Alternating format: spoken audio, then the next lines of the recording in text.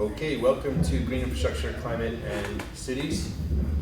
Those of you who missed, I apologize for missing the March. We had to cancel, the weather was closed, Drexel was closed, the weather was bad, so apologies for those of you who tuned in and didn't find us. I know that I received some emails on that, but we had no choice. But those of you who are joining us for the first time, as you know, this is our third year. We're in the 2018 season.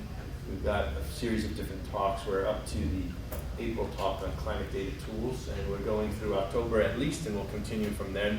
But the way the seminar series works is we have a different theme every month, and then we have usually between 1 and 3 speakers who talk, and then there's an opportunity for interactions with the speakers through online platform and in person. And so all the previous talks, if you're joining us for the first time, have been archived and stored on the CCRUN website.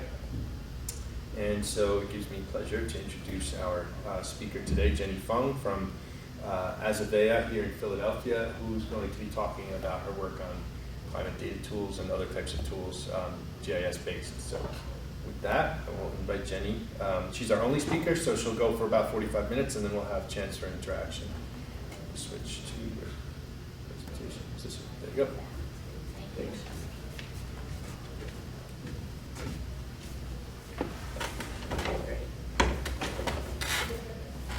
Hi everyone. As you can see, my name is Jenny. I'm coming to you from a company in Philadelphia called Azavea, which I'll talk to you a little bit more about later. Today, we're talking about climate tools, climate data tools in particular. And Azavea has had the pleasure of delving into the climate space over the last 5 years. This is sort of going to be a retrospective on the work that we've done over the last 5 years, and particularly the tools that have come out of it, of which there will be 2 to 3. The reason I say 2 to 3 instead of just an integer is because 2 of them are sort of linked together. One is an interface for the other. So my presentation is called Making Climate Data Accessible and Useful for Adaptation Planning. I want to emphasize the word useful because data really is only as useful, or is only useful when it is understandable. It can be accessible in terms of being free or out there, but if it doesn't make sense to people, they will not use it and will not affect change. So, who is Azavea? What are we doing here? So, as I mentioned, we are a software development company. Particularly, we work in the space of geospatial software, and we also do data analytics. And our mission is to apply our skills to civic, social, and environmental purposes. And so that, at a slant, brings us here to the climate space. My understanding from the participants of these talks is that you're an audience of planners, students, researchers of all sorts.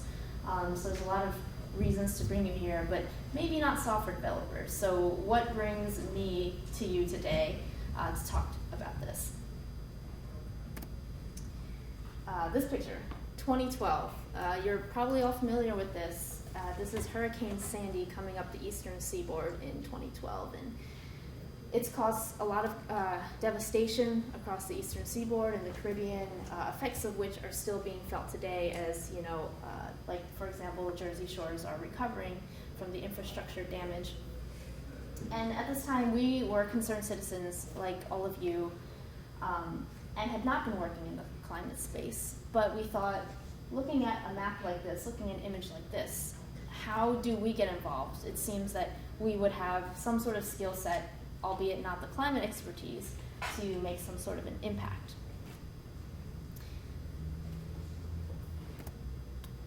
So that led us to, in 2015, we received a grant from the US Department of Energy to work on climate issues, particularly in the space of data. So we didn't want to overstep our boundaries of climate expertise. We do not have anyone on staff who identifies in such a way, who has those years of studies under their belts, but we do work a lot with data, and large data at that. So in our research, we had found that around 2012 and 2013, NASA had come out with a pretty important data set, which was the next GDDP data set. Many of you are probably familiar with it. More or less, it is daily data for the world over the course of 1950 to 2100, modeling daily precipitation and temperatures, both min and max, for the whole world, right? That's a lot of data. And so that helped. We were asking a lot of questions at the time around data. What data is out there? What does it look like? Is it accessible, and for whom? And can we make it more accessible? So here's a little snippet of some information on the next GDP data set.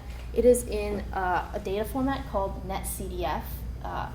Just curious, how many in this room have heard of the format Netcdf? Awesome, a couple people. Yeah, it is not a very common data set in the span of things, right? It is very specific to large spatial temporal geoscience data sets. In fact, next GDP is 12 terabytes large. That is a lot more than the common person can analyze or even ingest, right? It covers the world at a 25-kilometer squared resolution. So that's, like I said, a lot of data. And while we had not dealt with Netcdf ourselves, we had an understanding that this data is super important. There was nothing else like it at the time. It was provided by NASA, and but there are a lot of other data formats that people are using, right? So, for example, CSV, Excel, right? JSON, which is sort of the data format of the web. Graphs, visualizations, things that are way more accessible.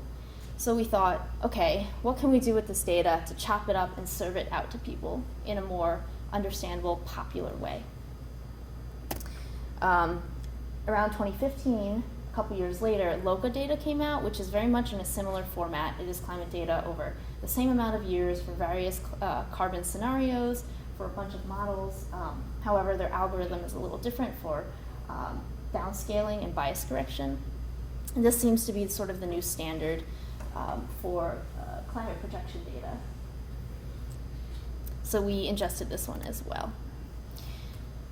So great, we have this data, we've chopped it up, we've put it in a database, and we've made it more accessible for folks to use, to pull down in JSON and CSV and charts, graphs, visualizations, all this sort of stuff. But it's still a bunch of numbers. What does that mean for the wide range of audience that needs to access climate data? I mean, we have scientists, we have researchers, data analysts that are trained to understand numbers, but people who work in the government under, say, emergency management services or in public health, doing on-the-ground work might not be able to get to that data as easily. It's still just a bunch of numbers. So we asked ourselves, related to accessibility, like, how do people talk about climate change who work in climate change? How do they talk about climate events, weather events? What terms are they using, and how can we turn those numbers into those terms? Accessibility is really only as true as it is understandable versus just being free and available, like I mentioned. So, like I mentioned, there's many audiences. This is a non-exhaustive list, but we were trying to get into the minds of all these folks who might want to use this data. And we came to the conclusion of climate data indicators. So while that's sort of a terminology, everyone probably understands what are frost days, days below freezing, or 32 degrees Fahrenheit and below. What is average high temperature? Things like that, terms that people can understand in more of layman's terms. And so the product that I'm talking about is our Climate API. And if you've never used an API before, don't fear, don't shut off your ears. It's what I was describing is just our data being put into a database and being able to be easily accessed programmatically. And we built a lab on top of that, which is a way that if you've never programmed in your life, you don't know how to write code, you don't know any of this stuff, you can customize graphs and download data just on a browser. And I'll demo that to you later. A question that you might be able to pose at the API that's pretty simple is how many days will be below freezing in some city, say Philadelphia, in the future? Pretty simple question, pretty approachable. And so for that, we ask the frost days indicator, which makes sense, days below freezing. And I cut out the years 2048 to 2051 arbitrarily, just because that's what fit into the slide. And I chose the high emissions, carbon emissions scenario for this case. So this is a real return on the left from the API, and as you can see, it's in JSON format, and if you don't know what that means, still okay. It's pretty easily readable. You'll see at the top, we have 2048, 2049, 2050, 2051 going down. Those are the years, and underneath you get the data returns. So, for example, in 2048, we can see that the average number of frost days that can be expected in Philadelphia is 60.5 for the year, and so on and so on. So that is that 12 terabyte Netcdf data set that has now been piped out into just this one string of data for Philadelphia for these years for frost days.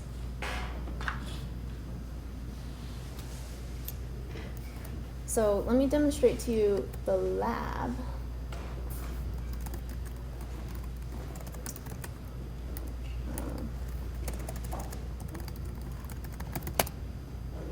Cool.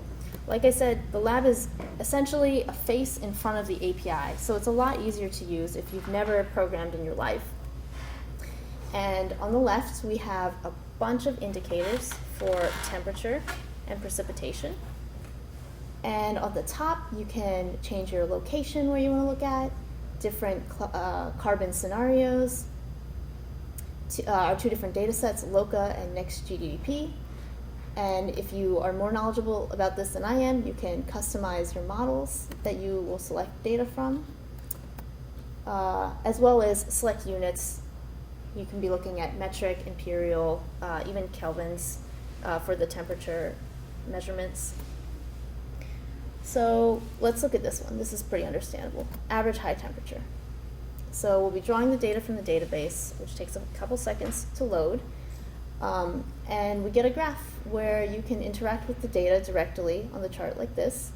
So you can see in 2040, we would expect about 68.3 Fahrenheit average high temperature for the year. We see that it goes up over time. We can change the data set. And it's hard to see since they're not side by side, but the data comes back differently. We can slice the data up at a different time scale. I'll show you frost days, the data that we just looked at in JSON format in the years 2048 or so. And you'll see that the data is the same. So here, 2040, oops.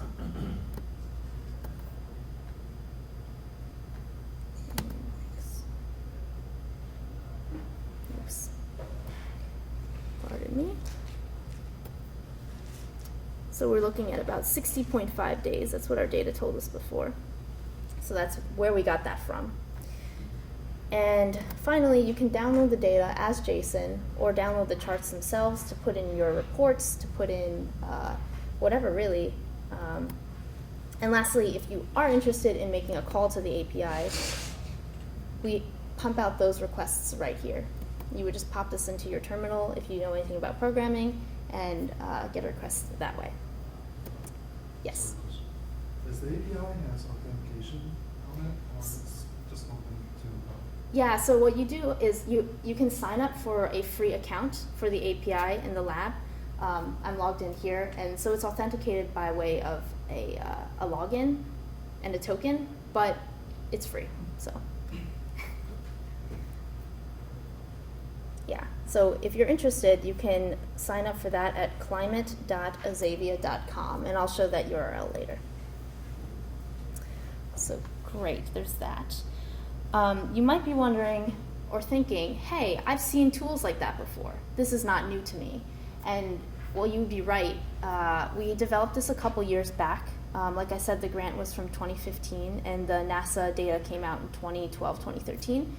And in that space of time, a lot of other folks have come up with similar tools because they recognize this data accessibility issue, right? So many people who wanted to access NEX or LOCA couldn't do it. So you've got the Climate Explorer from the US GCRP in their Climate Resilience Toolkit, Planet OS, prepdata.org. Those are all quite similar to the API. They present their data a little bit differently. But in summary, the data problem, being able to access it outside of the Netcdf, has sort of been solved. And so about 2 years ago, last year, we asked, okay, well, if everyone has solved this issue, is everyone using the data, right? Can everyone who needs to access the data access it? Are they using it? Do they understand it? So we talked to a lot of different folks, trying to dig deeper and answer those questions. We ended up talking to a lot of different cities, planners in different cities, and we came to understand that that's the level that decisions were being made in terms of climate adaptation. And so that's sort of where we zeroed in our efforts. We continued to talk to cities and came to realize that they need more than data. Lots of cities are addressing climate change. And they're trying to report on their climate work. Keyword being trying. So even though the data is more accessible through all these tools that I've talked about, people don't really know what to do with it, and that's valid.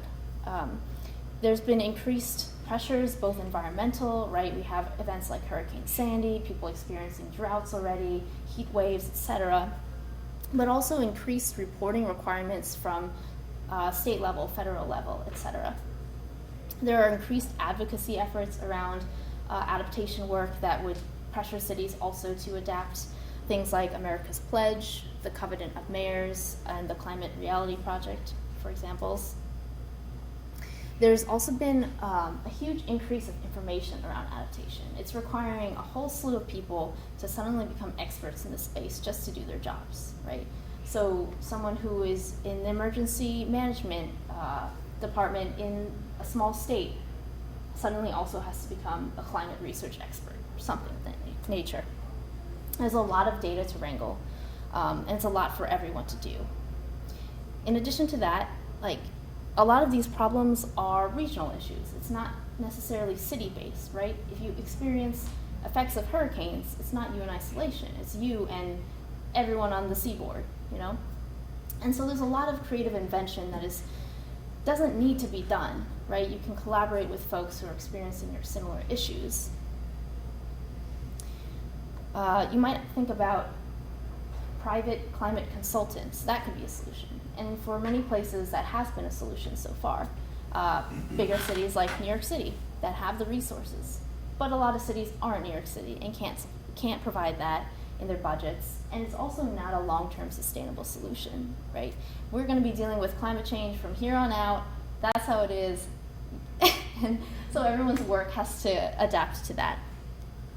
So in summary of that, we learned that cities just don't feel equipped to address climate change, but they need to, right? And we don't just need another tool to give us the data. We need help. These cities need help to interpret the data and come to something actionable. So all of that led us to partner with ICLEI, ICLEI USA, which is an organization with really deep roots. They've done decades of organizing and are connected to a lot of local governments, and they work on all things sustainability. And so them being our climate experts that we need to delve into this now very climate expert heavy space, we talked a lot with them and with a lot of cities and realized that there are really 3 steps that we could parse the adaptation planning process into. And those are, first, establishing your baseline. Understanding what the hazards are to you, weather and climate-wise, right? What is going to change about my locale? What do I have to plan for? More droughts, more heat waves, more hurricanes, extreme precipitation events. After you understand that is understanding what in your communities is vulnerable. Every community is very different, every city is very different, and so assessing what is vulnerable in your locale based on those hazards is your next step. From there, you're able to do something actionable, right? You have assessed what is vulnerable, and now you can target and focus down your attentions, your maybe limited resources to what is most important. And that's your action plan. So all in all, the goal of this next product that I'll talk about is walking a user with maybe a lower level of sustainability work experience through these steps and come out on the other side with a basic action-oriented plan. So, very exciting. This is our new product called Temperate. It is your adaptation planning companion, and it's technically going to be released tomorrow. Tomorrow's the release date, but I will give you an exclusive walkthrough today. Let me just do something really quickly.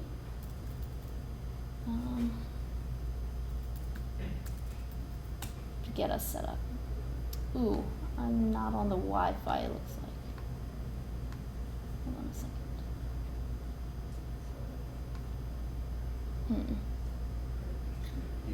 Yeah, I'll need to use the Wi-Fi. You can use Drexel against it. Yeah, it's telling me that I'm not connected. You just put in your email address, whatever email address. Okay.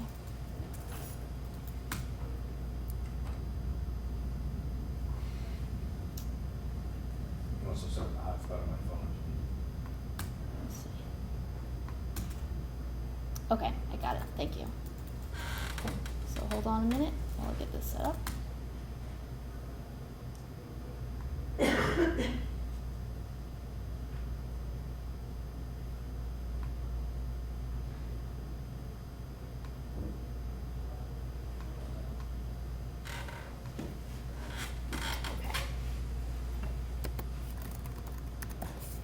So our URL is temperate.io, and I've already signed up, so I'll just log in. And I won't give you a full walkthrough on every step here in the app, but I'll tell you the most important parts. I think what's really powerful about this tool is that it takes all these sorts of different sources of information, both quantitative and qualitative, and puts them all in this one place and makes it really consumable. And it brings you from just data all the way through to action. So you walk out with your own action plan. In addition to that, since we've partnered with ICLEI, they are providing climate consultation on the go through this app. So at any point, you can send an email and get personalized help from an actual climate consultant at a way reduced price. So starting off here, we're in the app. You have to create your organization because this is an organization-specific plan. And we'll start with choosing our city. Let's say we're Philadelphia, because we are. And I'll just call this that, just for filler. From there, you set up your plan, your adaptation plan. Choose a date. Adaptation plans are usually for a few years, and so I'll just do that. Let's say we'll be done in a year, or 2 years. And here's where we get into it, right? So we want to give you a leg up. We want to give you a baseline to work off of. And we're looking at the short term, up to the years 2030, because most people are right now are planning for this short term. It's hard to look to 2100. And so we automate you understanding your baseline through various resources, the US GCRP's National Climate Assessment, as well as the Climate API that I talked about earlier is feeding data into this. And so in the region of the Mid-Atlantic, you can see we've got these main hazards. Hurricanes, extreme hot days, heat waves. For you who live here, this probably makes a lot of sense to you. You've felt this. You've felt the more heat waves. You've felt crazier rainstorms, river flooding, etc. And as you can see, there's some metrics that come through. So heat waves, we are expected by 2030 or so to experience about 3 more per year. This is all coming from the LOCA data. If you know that your area experiences other hazards that aren't maybe listed, you can go through this list. These hazards are accumulated from the CDP, Carbon, and the California Adaptation Guide that have been doing a lot of this forward work. So let's say I'm pretty content with this, but I'll just take a few off to make it easier here. Cool. So continue on. So now that I understand that those hazards are what's going to affect me where I am, I, as an adaptation planner in my city, know my city very well, and I need to connect the hazards to my city. So then we have to pick community systems, right? What is going to be most vulnerable where you are? And in Philadelphia, there's a whole list here, and it comes from the same resources. You could pick all of them, honestly, but let's just pick a few for demonstration's sake.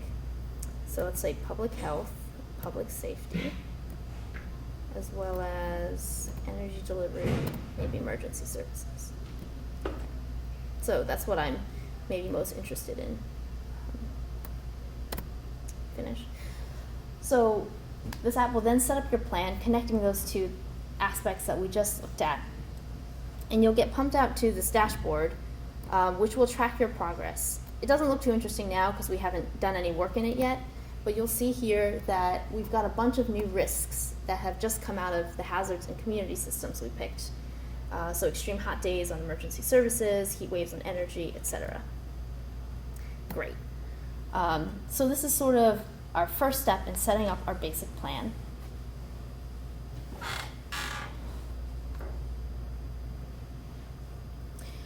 So from these risks, we can only do so much work, right, as a city. We only have so many resources, we only have so much time, and we need to prioritize.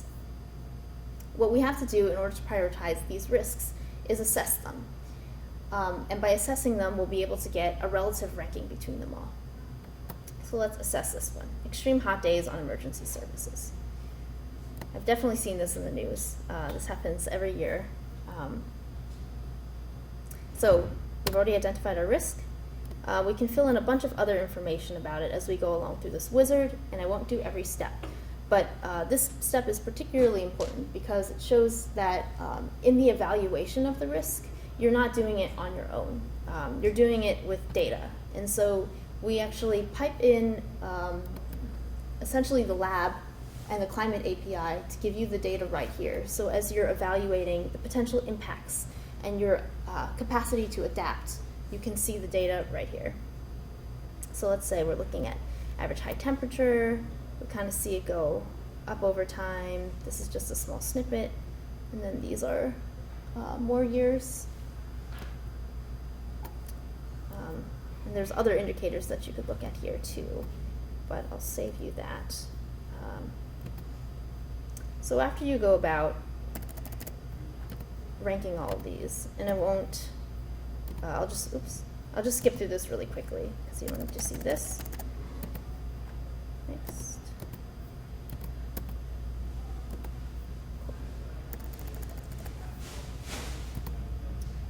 You'll see this new orange square. This square represents kind of the accumulated ranking of what we just filled out. So eventually, if you can imagine you filling out all these risks and assessing them, you'll get all sorts of rankings, from yellow all the way up to red, based on how well you can adapt to it, if you're able to fit it within your resources, etc. From there, we've kind of done steps 1 through 2 of our 3-step resilience work. And from there we can take action. So obviously I won't evaluate all the risks in front of you, we'll just work on this one. And in our discussions with all these cities, it seemed that they spent a lot of time doing research on what other cities are doing. A lot of people are duplicating this research. So when we designed this feature in particular, we wanted to address that in particular. So in that work, we came across Dr. Missy Stoltz. She works for ASAP, which is the American Society of Adaptation Planners. And in her dissertation research, very conveniently, she came up with a whole database of strategies of 43 cities in the United States, cities, tribes, and counties, actually, and adaptation work that they had been doing over the last decade or so. And so we piped that into the app. So when you take any action here, you get an option to look at suggested actions. And so that will all come up here. So you see Salem, Baltimore, Albany, those are all in the region around Philadelphia, right, the Mid-Atlantic. And that's where these are being pulled from. And they're not necessarily meant to be copy and paste, to do the same thing as other cities, but at the very least, connect you to new ideas, see what other people are doing, and form collaborations between cities, right? Because none of us are dealing with these issues in isolation, and we have oftentimes similar systems, train systems, transportation, senior housing, etc., that can all be, strategies of which can all be shared. So for example, let's say I like this one from Salem. Installing backup power sources to maintain power during failure. I love it, perfect. So I will choose it. And so from there you can customize it. Maybe I don't need all of this. I'll just delete this text. Boom. You can fill out details about it, the type of action, if you're working toward a goal. More importantly, if you want to share your actions that you're going about with other cities and other organizations that use Temperate, because, so I showed you that suggested actions list. That is a living database. It will grow as much as our users want it to grow, and it will stay active and new and up to date as much as users allow it to. So as far as cities want to share their actions, there will be that much more collaboration. So that's right here. But of course, we understand if there are, actions that don't want to be released to the public yet, that sort of thing. So you can go through, add more information, such as outcomes you expect of this action. You can categorize it here. And we even include funding information from the University of Maryland's Environmental Finance Center. It's a really good support tool and has a lot of concrete ideas on where to pursue funding for adaptation actions. So back to the dashboard, you'll see that we've been making progress, right? So we have a bunch of risks. We've assessed one, and we've assessed an action step. Pretty great. But the most important part of this all, as you keep track of these actions and feel empowered to make your plan and do adaptation work, is that you have the plan for yourself. It's not for us. It's not just to keep in the app forever. You want to be able to access it, so you can download it as a CSV, which is a really common data format that people use. And that's your whole plan, all of your actions, everything that you've been doing, your risks. You can also even submit it to ICLEI, who are the climate consultants that we partner with in this app, so they can review your work and collaborate with you and make it a better plan. And like I mentioned, throughout the whole process, you can contact ICLEI at any point. Now, unlike the Climate API, Temperate is a paid subscription project. It does have a 15-day free trial, though. So if you do want to poke around, or if you know anyone who might be interested in this, send them our way, send them to temperate.io, and they will have a 15-day free subscription. So, in conclusion, over the last 5 years of our work, we've come up with a couple of tools, and so have many others in this space. And the issues have changed a lot, right? They've moved from, can we access the data, really basic data accessibility, to more complicated, nuanced data accessibility and usability. We came up with the Climate Lab and API. We have other tools out there like Planet OS and NOAA's Climate Resilience Toolkit. Locadata came out in that time, which is an improved version on the next GDDP. And then toward data usability and adaptation, we came up with Temperate. And this is new and fresh. We hope that Temperat's usefulness will grow over time with more users and more actions being populated. I think the strengths of it are there with taking all these disparate data sources and making it usable, actionable, and having it grow so that it can be collaborative through time.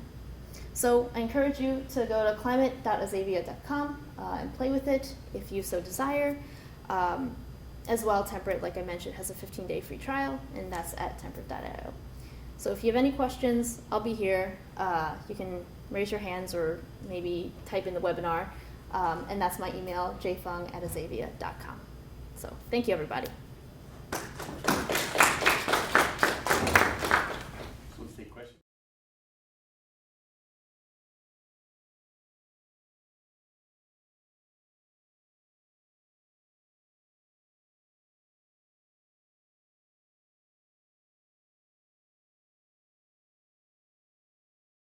Adaptation.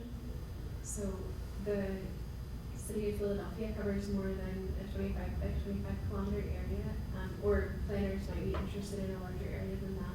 So I'm curious if you all have designs on producing maps of a county or like larger regional area. Yeah, that's a good question. So the way we parse the data was such that we centered it around a point. And so that's how we arrive at the cities, right? As a point representing a city and a 25 kilometer square area. We have talked about making the API more regionally based. I think that was your question. If we plan on accommodating for regions. And Right, essentially, could you say I'm interested in temperature and get more than one grid cell worth of information? Oh, I see. Yeah, actually, no, this is a different question. Haha. We have been working on this with another team at the company that does focus on more, I guess, regional spatial data. It's a different tool called GeoTrellis. If you're interested in that, definitely come talk to me or shoot me an email. That's something we've been actively working toward that I didn't present on, but yeah. Mm-hmm. So just to follow up on that, so that would mean that if I were interested in, a city at the seashore next to a big mountain, Sure. and so at the top of the mountain, it's a different set of risks than down at the seashore. Yeah. I'm going to get your algorithm is going to sort of integrate between both, right? So if it's less than, let's say, 12.5 kilometers to get to the top of the mountain, Yeah. I'm going to get both sets of risks. Well, it's only as good as the data set itself. So we pull from Loca and Nex, and depending on how they calculated that cell, if they accounted for the elevation, if elevation is not necessarily a direct correlation to the data in the cell, I think, especially in a cell that is as complicated as the one that you're talking about, I would say. It really depends how they calculated that. So we don't really have control over that, is what I'm saying. Yeah. I have a question about the risks. You have different risks and they can be sometimes interdependent.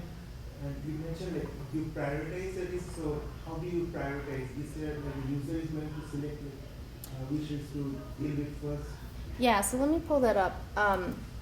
In a way, you prioritize it yourself by how you evaluate those risks for your area. But we prioritize it by giving you sort of this, algorithm, which is sort of it's a lot simpler than it sounds, but essentially we prioritize it by these two factors, potential impact and adaptive capacity. So if you are more able to adapt to it, then we'll make it a higher priority because it's lower hanging fruit. You're more able to address it. That is in conjunction with the potential impact. If it's going to be a high impact risk and you're able to adapt to it, then we'll put it as high priority. And the opposite is true. Yeah.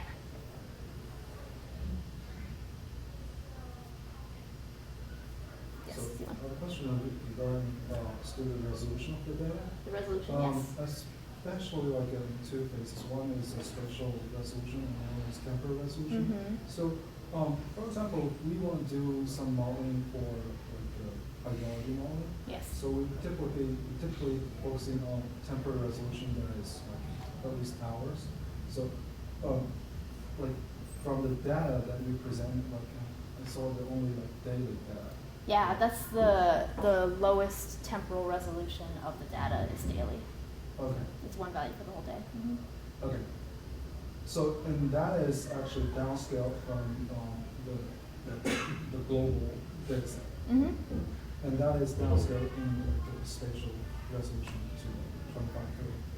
Yes, that's the case in Next-GDP. I think LOCA is somewhat lower, or I guess higher of resolution, so smaller than 25 kilometers squared. Okay, and Yeah. that is so how was this downscale process? Is it using our original climate model, or it's stochastic process? Yeah, the better person to ask would be the paper on LOCA. Yeah, it's a pretty complicated process. My best understanding is LOCA downscales using more regional data than the NASA data set, which makes it more powerful because it takes into account just the areas around it to sort of adjust for bias, whereas for NASA, it was drawing more from similar outputs from the models from across the world, which has sort of less relevance. Yeah. So just to clarify, like return to the question of resolution and Yes. location, when you present information for a city, it's not some statistical representation of the grid cells that would all be near that city, it's just the central grid cell for the city.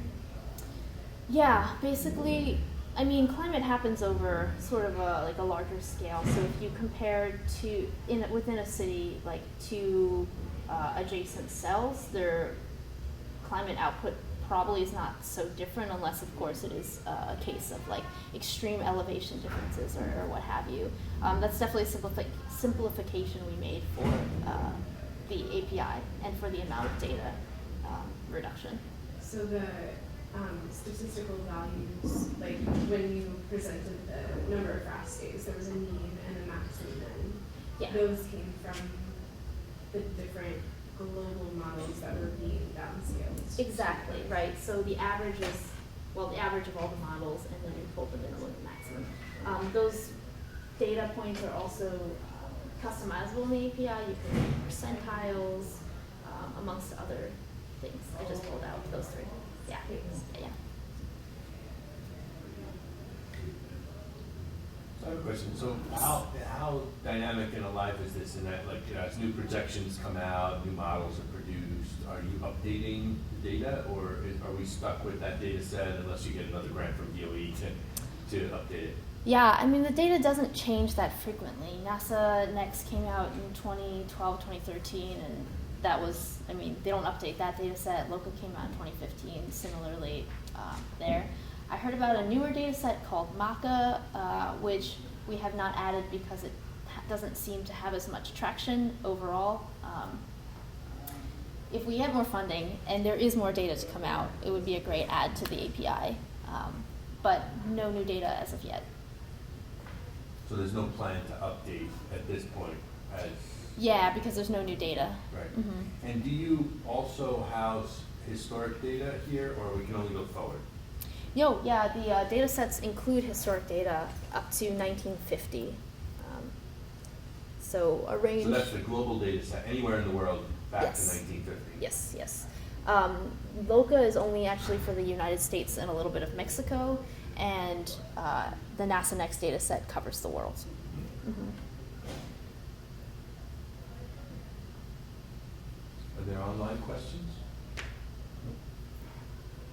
So I'll ask you sort of another sort of bigger picture question. It's interesting because you made that comment about how early on, like, so cities, they're hiring consultants, which you can see it happening every day. Yeah. It's interesting. this stuff is, you've succeeded in making this data so accessible that actually you've enabled consultants, like consultants could sort of work right off of this. I mean, it makes it easier to, so where, you know, as the programmer or the designer of this platform, where would you like to see, you know, what points could you interact with researchers to keep the research flowing into the platform, to flow into the practitioners? Where do you see the needs? Yeah, our manager, Jess, would be way more able to answer this question. I mostly just write features. It's a difficult question. I'm just curious, like, you know, and having played with this a bit yourself, I'm guessing, Yeah. you know, you know that there are certain places where it'd be great, like if we could have continuous expert Input, input in certain areas. Like, it's really interesting to me, the adaptation process, you've got the experts, so basically on the fly, you've got people putting in this Likert scale evaluations of, which is really interesting to me. So you've got the expert input happening on the way. But that's sort of in the adaptation context. What about on the data side? Yeah, on the data side, great question. I imagine as we continue to work on this app, grant permitting, we will continue to, with all of our connections, be kind of pushed in that direction, right? Because as people are using this and are actually doing the on-the-ground work, they'll be like, this app is missing this new aspect now, right? We don't just talk about hazards anymore, we talk about hazards and why. And that we're really adaptable to. Our partners at ICLEI are really deeply involved in this space, and they're helping to lead this app they have through the whole process. Honestly, we're really open to changing the app as time goes on. I already know that we have some plans in mind, particularly in making the suggested actions feed more robust, because it seems to be like a really strong feature of the app.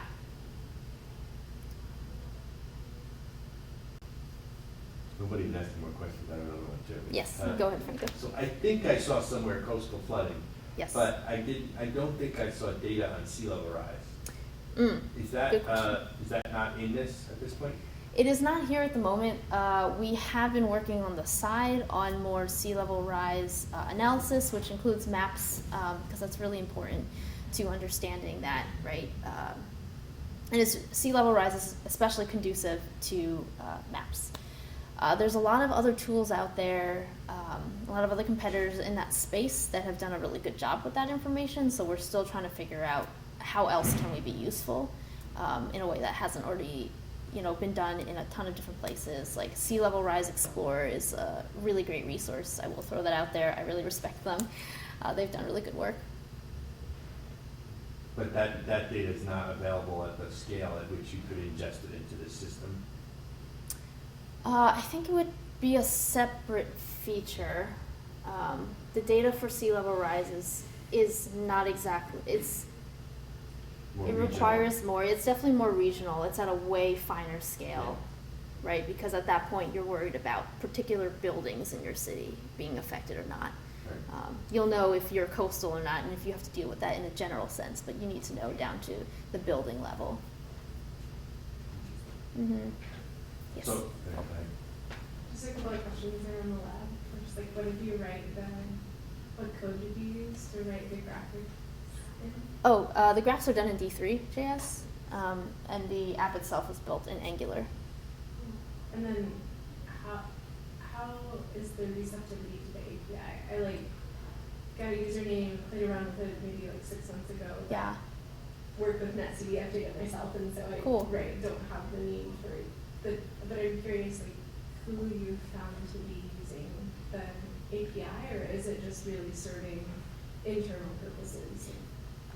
Yeah, we're looking constantly for feedback because as many people who might use it, they don't necessarily come back to us and talk to us about it.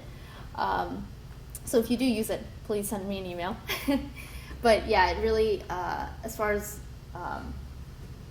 I know, we definitely pipe it into temperate, and I think this will be like a primary way that that data gets used.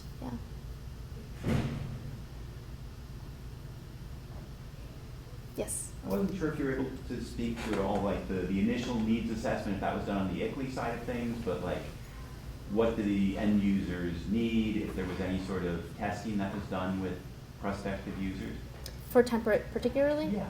Yeah, so definitely this product was not born out of our own minds. It was completely in conjunction with ICLEI. They work with all sorts of local governments on all things sustainability. And a problem they were having themselves is seeing cities needing to come up with plans and do reporting, and people power can only do so much. You would have to hire more people to get that same breadth. And so this is sort of where this app comes in, is filling a lot of that gap and elevating people and planners all over to do a lot of that themselves, of course with support from ICLEI. We talked to dozens and dozens of cities about their needs for this. We did a lot of research before we even came up with wireframes in the first place for what this app could do. And in the last few weeks, as the product has reached sort of a finished point, we've come back to those cities and done user testing and have received really good feedback. People who are going to be early adopters, so that's really exciting. Mm-hmm.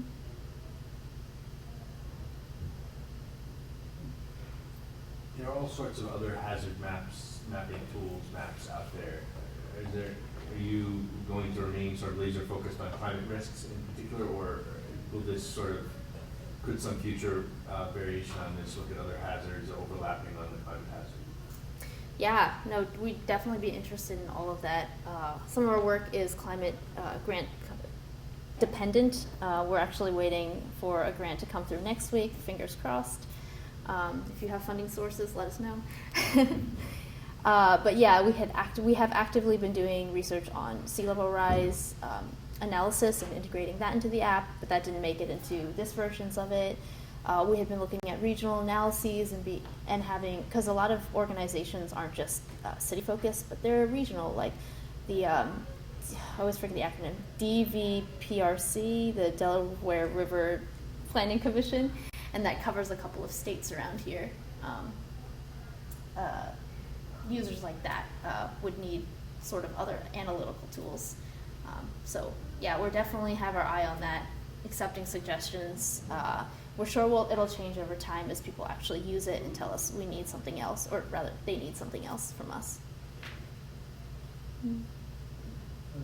Yes. I just want to ask a question about API. Yes. So when you do the API query, Yes. can we, so is it possible to just get the like regional data instead of like one data format? So in other words, like a query for the location, is it possible to get a regional location? No, not at this moment. We do have, however, I think I had answered a question earlier where about regional data, and we have been doing work, but sort of behind the scenes now with another tool we have that does more regional, that is better with handling regional data, because JSON is not really that great for that. And it will serve it out in, what is the title format? I believe GeoTIFFs. I don't know if you work with GeoTIFFs, but that's a better data format for large amounts of regional data. So yeah, if you're interested in that, shoot me an email and I'll connect you. Yeah. Okay. No other questions? No? Great, this is really interesting. Yeah, Thank you so I'm glad. much for doing it. Yeah, you're so welcome. Yeah. Thanks.